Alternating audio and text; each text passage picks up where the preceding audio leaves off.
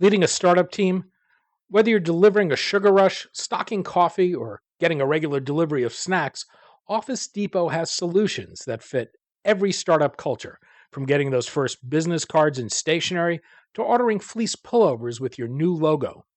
To learn how Office Depot and the California Technology Council have partnered to bring you savings on all of these startup essentials and more, go to californiatechnology.org/member benefits. I'm Daniel Levine, and this is the Bio Report.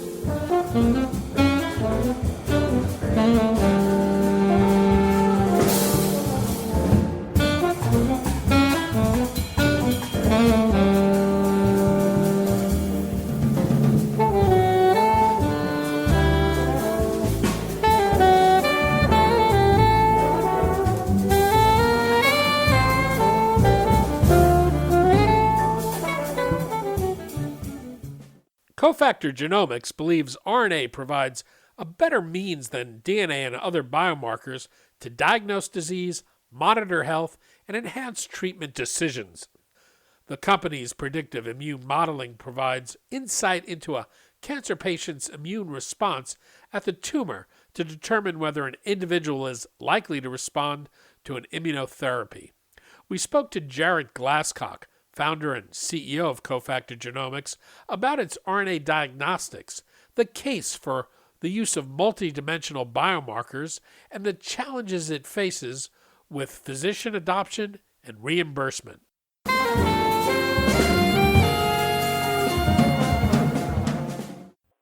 Jarret, thanks for joining us. Absolutely, Daniel. I appreciate the time. We're going to talk about precision medicine, Cofactor Genomics, and its RNA diagnostics. Let's begin with RNA. What's the benefit of RNA over DNA when it comes to tumor profiling? So in a word, dynamic is probably the most important word. RNA is dynamic.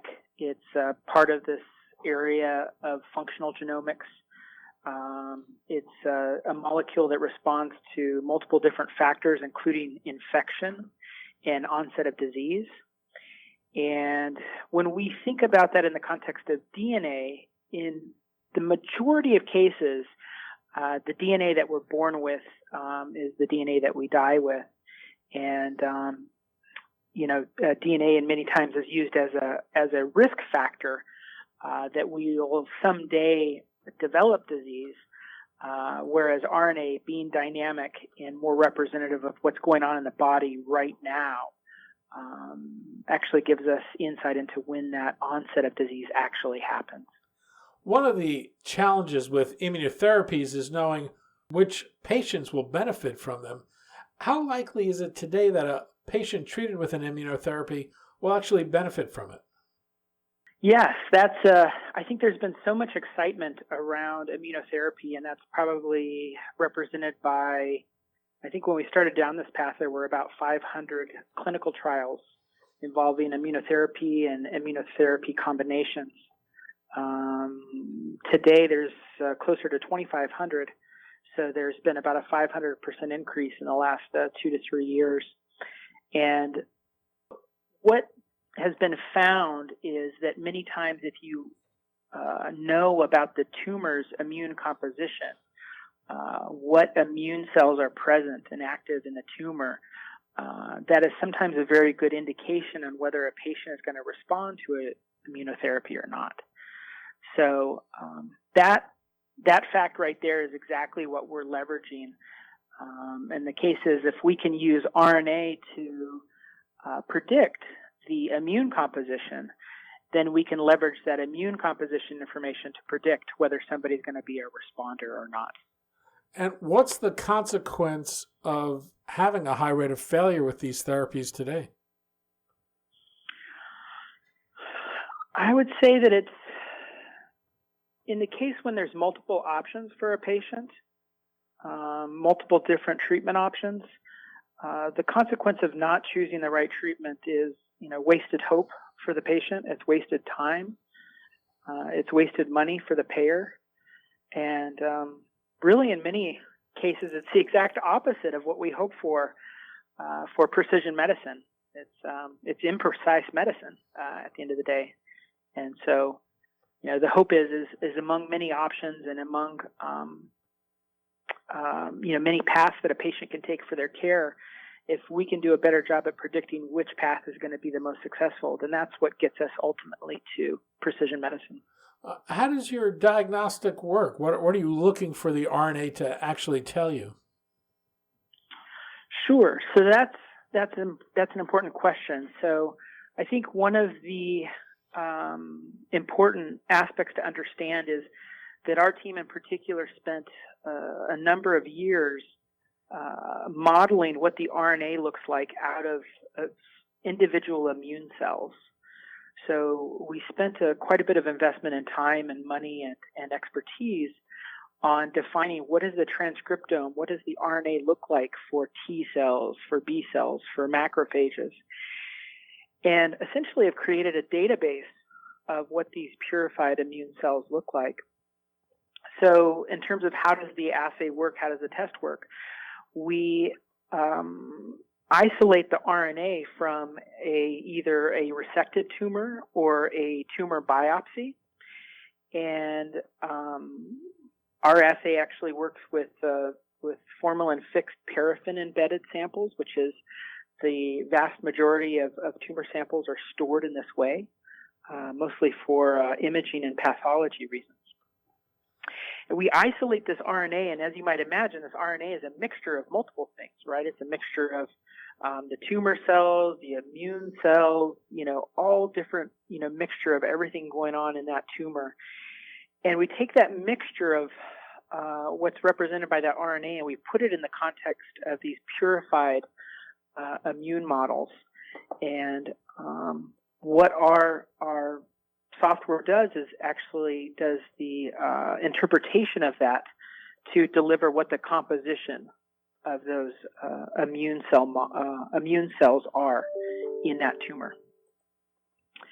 And once again, that's exactly what we're trying to find out, is if we know if somebody's a responder to a given therapy or a non-responder, is there a tie between that immune composition and whether in the future we can accurately predict who is going to be a responder and who's not going to be a responder. You're using what you call multidimensional biomarkers. What's the case for using multiple biomarkers? So I think so many of us are very familiar with lab tests and assays that are usually measuring one analyte, and whether it's one DNA SNP or one protein marker or even the expression of one gene. And what multidimensional biomarkers are doing is they're simply just measuring multiple different analytes, and they're bringing that together into one model, which really mimics what we see in both biology and in disease. Is that disease is the combination of multiple small changes within a biological system, giving rise to a disease phenotype. And what we've seen in our work and many others' work, quite frankly, going all the way back to systems biology more than 20 years ago, is if you can capture the small signals and bring all of those small signals together, it becomes a very statistically significant signal to identify disease and identify and predict what a phenotype will be. How broadly applicable is your test? Is it usable for any tumor type or immunotherapy, or is it validated for specific indications or specific therapies? Yeah, so in terms of this is an immune, profiling test. So it's really reporting on the immune content in a given sample. And so in that sense, it's very broadly applicable. You can apply it to, many, not only cancer types, but even outside of cancer. You can have a readout of what that immune composition is, and whether that be in solid tumors, whether it be in the blood, many different instances and different tissues. I think in terms of whether, it plays out that the immune composition is an important factor of predicting response to some of these given therapies, that's exactly what we're in the thick of right now, is finding that out. And the way, really the only way we find that out is kicking off studies like we have announced with a number of partners, including, the National Cancer Institute, Fred Hutch, MD Anderson, Washington University, a number of these groups that we're working with to perform these studies to find out whether knowing the immune composition will actually be able to tell us whether we can predict responders or non-responders in different cancers. Like any test, we don't suspect it'll be the end-all, be-all for every possible disease or indication, but that's exactly the path we're on now, is to find out which areas it's extremely powerful in informing. You're incorporating machine learning into the analysis of the test. What role does interpretation play in the quality of the results? So it's going to be, we have, like any distribution of signals, we're going to have this distribution of what the signal looks like from the responders and the distribution and what it looks like from the non-responders. In an ideal world, we want no overlap between those two distributions. But in reality, we suspect some level of overlap between those distributions. And, that's exactly what the machine learning helps us identify is in which distribution do we find this patient falls into, most likely a responder or non-responder, and can we assign some level of certainty to that designation? What are the challenges you face in terms of getting physicians to use the test? I think any new test requires a solid technical validation, right? You have to have published, peer-reviewed, publications describing the assay and how it was built and what validations were done in order to show its, validity. Secondly, as you move on past technical validations, these physicians want to see the use of the technology within their indication of interest. And so those publications within those indications of interest are important. And that ties back to the studies that I just referenced that we're in the thick of right now. I would say lastly, every time we've seen a test and a new test or new technology come to market and ultimately focused on adoption within the clinic, it requires, education of that physician as well too. And that education may be engagement with the physicians that are practicing in those certain indications. But it also relates to informative and very easy to understand reporting of the results and what are the implications of those results. You're using a CLIA model. Is reimbursement any kind of a challenge or barrier to adoption for you? Yes, so reimbursement, you cover the other side of the coin. You want to be able to show, significant value to the patient. But at the same time, to be able to get reimbursement, you want to be able to show cost savings. And in an area like immune oncology, where many of the cancers have something like 20% or 25% response rate to some of these new therapies, paired with the fact that these therapies are north of $100,000 per treatment, the entire treatment process, it becomes a very compelling aspect for the payers as well as the patients. Those potentially sometimes 80% of the patients that won't respond to the immunotherapy, they want to be placed on something else. It seems to me it's not a tough argument to make if the test works. What have you done to validate it and to demonstrate to both payers and providers that this is something of value? Absolutely, and this is the path that we've been on, which is working in the industry to really put the technology under a microscope and work with groups like CAP and CAP CLIA accreditation, which the technology has been has passed CAP/CLIA accreditation. And in order to do that, we had to show in samples of known immune content, how does the technology perform? Not only how does it perform, but then when we compare it to what would be considered a gold standard, things like flow cytometry, or IHC, what is the correlation between our new technology and those types of technologies? And the differences that are seen, how do we explain those differences? So that's been a large amount of work. In the earlier part of the year was putting that study together, which is currently in review and potentially maybe released by the time this comes out. But that was definitely the first step. And follow on from that step was the studies of in the context of given indications, these indications that have low response rate. We've been talking about the test from the point of view of its clinical utility. I suspect it has value for drug development, particularly with trial sponsors that may want to identify likely responders to their therapies. What's the attitude among drug developers about applying this test during clinical development? Yeah, the thing I think about when you ask that question is some of these aspects of label expansion. We've seen immune oncology enter into the market in some of these indications that were, somewhat low-hanging fruit for immune oncology therapies to provide some value.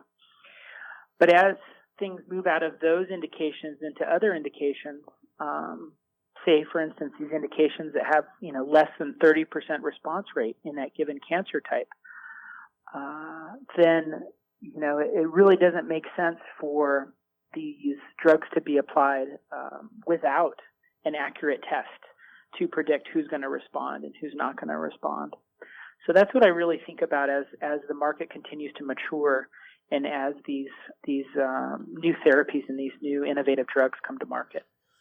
We've seen a growing emergence of drug labels that identify the use of a drug tied to a specific genetic mutation.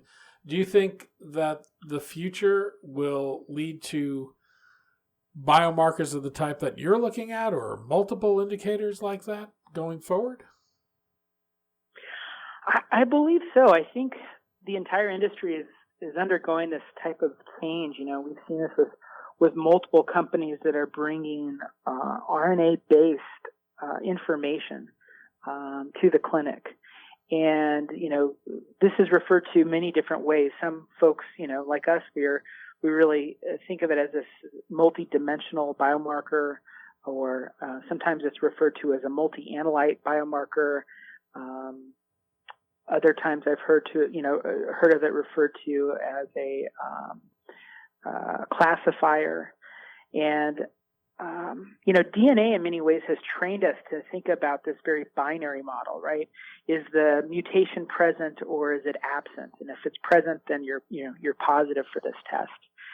And I suspect there will be many ways with what we've had to do with our own team that has been in genomics for, more than 20 years, is we have to retrain our brain to think differently than just that very binary model that DNA has somewhat conditioned us to think about. So I suspect there'll be an RNA-based model, a match, to a given profile or a given, health expression model, as we call them, in terms of RNA models. And then when they become predictive in terms of responder or non-responder, we refer to those as predictive immune models in the case of our work. And I suspect there'll be some report of on these labels in terms of to what level or specific threshold a patient sample has to match a given model. Jarret Glasscock, founder and CEO of Cofactor Genomics. Jarret, thanks so much for your time today. Thank you so much, Daniel. I really enjoyed our conversation.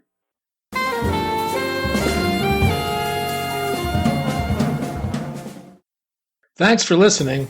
The Bio Report is a production of the Levine Media Group. To automatically download this podcast each week, subscribe to our RSS feed or through iTunes or other podcast manager. To join our mailing list, go to levinemediagroup.com. We'd love to hear from you. If you want to drop us a line or are interested in sponsoring this podcast, send email to danny@levinemediagroup.com. Special thanks to Jonah Levine, who composed our theme music, and the Jonah Levine Collective, which performs it.